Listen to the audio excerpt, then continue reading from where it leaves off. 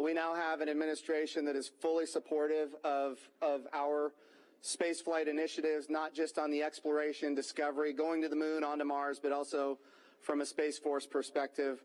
Our budgets are going up, things are strong.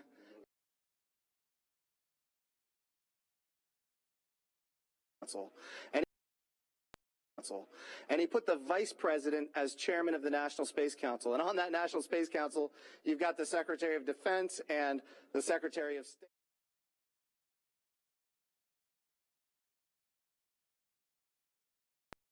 Chiefs, all of these different amazing deal with space day in and day out. A lot of people don't realize how many parts of the federal government deal with space. And the vice president invited those members of the National Space Council here as well. So we just had, and then we had members of Congress, bipartisan members of Congress, Republicans and Democrats, who have been involved in supporting this program, for a long time now. So I'll just tell you, I'm breathing a sigh of relief, but I will also tell you I am not going to celebrate until Bob and Doug are home safely. Tomorrow they're going to dock to the International Space Station. Tonight I'm heading to Houston to be at the Johnson Space Center when that happens. So it's a bit of a relief. The nose cone is now open. It's now deployed, which means that now we're going to go into some burns. We're going to have some phasing burns. We're going to have some boosting burns, and we're going to get as much as we can in alignment with the International Space Station as early as possible here. But also, I know it's hard, but the big thing that we need to do now is we got to get Bob and Doug. So the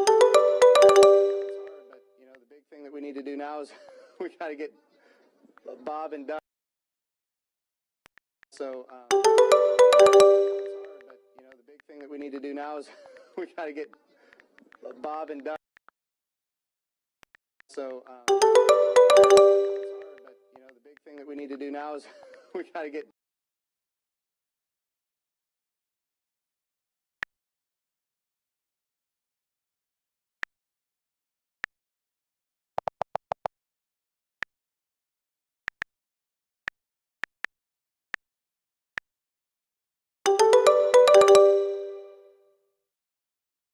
the initiatives that I put forward. And I think we have not had that kind of leadership for space in a very, very long time. And we're so grateful for it. What was it like watching the launch with the president? How did he react?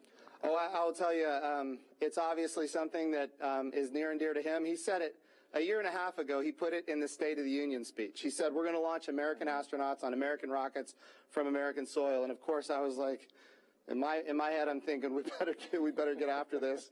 Of course, we've worked overtime to make it happen. We might be a little behind schedule, but we got it done, and we got it done safely. We're knocking on wood, but so far so good. It's looking good. You personally, Jim, as that rocket was lifting off and you felt that rumble? Yeah. What'd you feel? What'd you experience? Well, I was praying. I'm not going to lie to you. I was praying. I was praying for Bob and Doug. I was praying for their families. I was praying for their safe return, even though they're just going. But man, I'll tell you, it was, I've heard that rumble before, but it's a whole different feeling when you've got your own team on that rocket. And they are our team. They are America's team.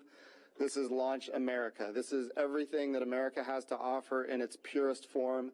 And times are tough right now. There is no doubt.